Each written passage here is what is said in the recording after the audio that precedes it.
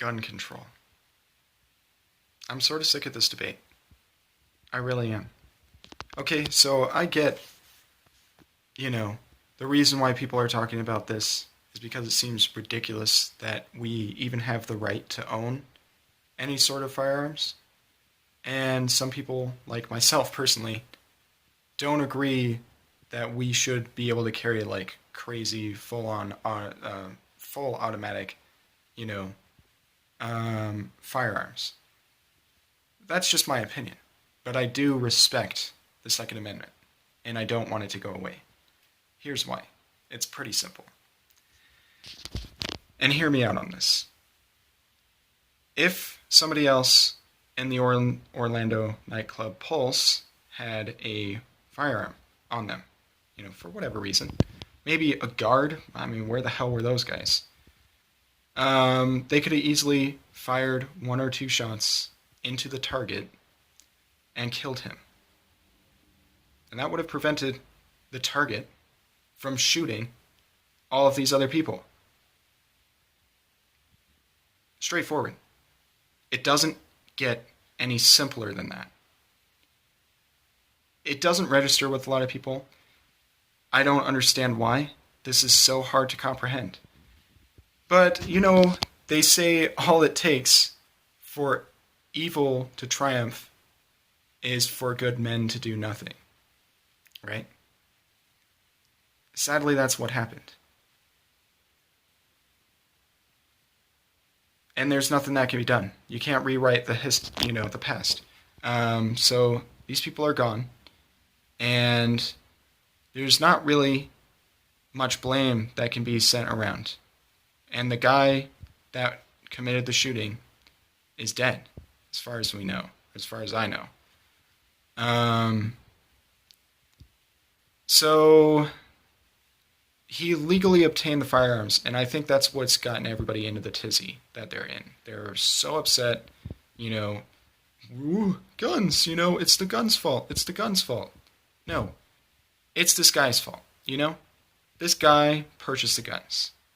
And for whatever reason, he figured it would be a great idea to kill people with them. Guns aren't inherently made to kill people. Guns are inherently made to send a little piece of metal in one, going in one direction really quickly. That's what guns are designed to do. They are designed to fire projectiles. They're not inherently designed to kill people. Because technically they can kill anything that's alive. Technically they can destroy non-living things. But we commonly use them to kill people. So I can see where people are getting confused. Now,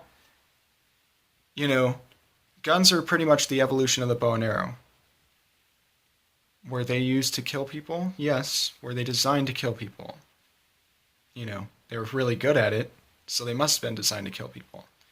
You know what else is really good at killing people? Cars. They designed to kill people? No. Cigarettes. Are they designed to kill people? No.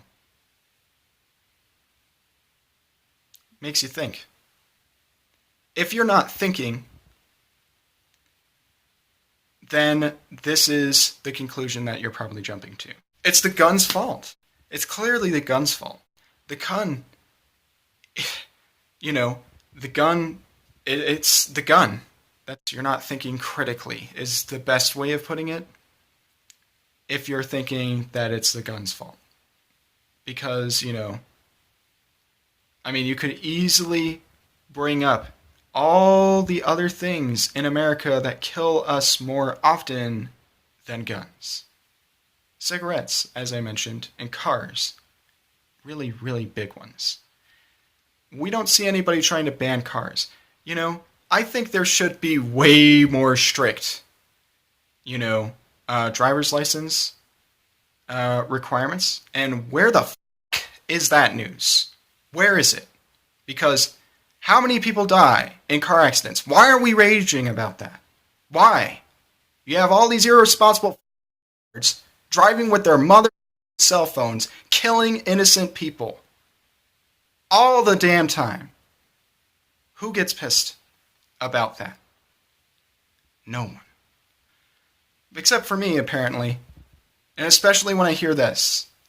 If you live in the following states, your senator voted that people on the terrorist watch list could buy assault rifles. First of all, no private citizen should own military-grade weapons. How about that? That's something you can call somebody and tell them. Second of all, if you live in Alabama, Alaska, Arizona, Arkansas, Colorado, Florida, Georgia, Idaho, Indiana, Iowa, Kansas, Kentucky, Louisiana, Mississippi, Missouri, Montana, Nebraska, Nevada, New Hampshire, North Carolina, North Dakota, Ohio, Oklahoma, South Carolina, South Dakota, Tennessee, Texas, Utah, and West Virginia, and Wyoming, then your senator killed those people.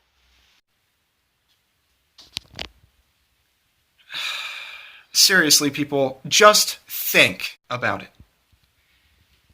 If there was one good person with one good firearm, and not even a handful of bullets, maybe like 2, and a good shot, that person could have ended the massacre before it began. Even a show of force could have stopped this.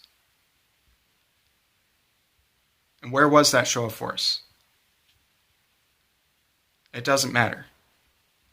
The fact is that if it were there, it may have changed the situation.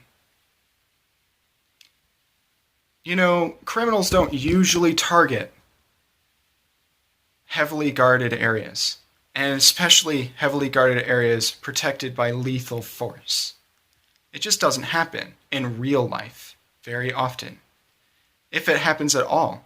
I can't think of one single example where, you have guards armed to the teeth with bullets and guns that can kill you, tear through you, turn you into Swiss cheese. And you have a lone criminal who's going to go up against that. That doesn't happen in real life. It happens in video games, happens in movies all the time. All the time. But not in real life. So, if there were a show of force, it makes me wonder what the outcome would have been. What would we be hearing on the news? That's what I think. Guns are not the problem. That is a fact. They don't walk around shooting people. They can't. They have no free will. They have no thought process. They're inanimate objects, and they can't even do anything without bullets. They can't kill you without bullets unless they're thrown or they fall on you. So, they're not the problem. It makes me really wonder what the problem actually is.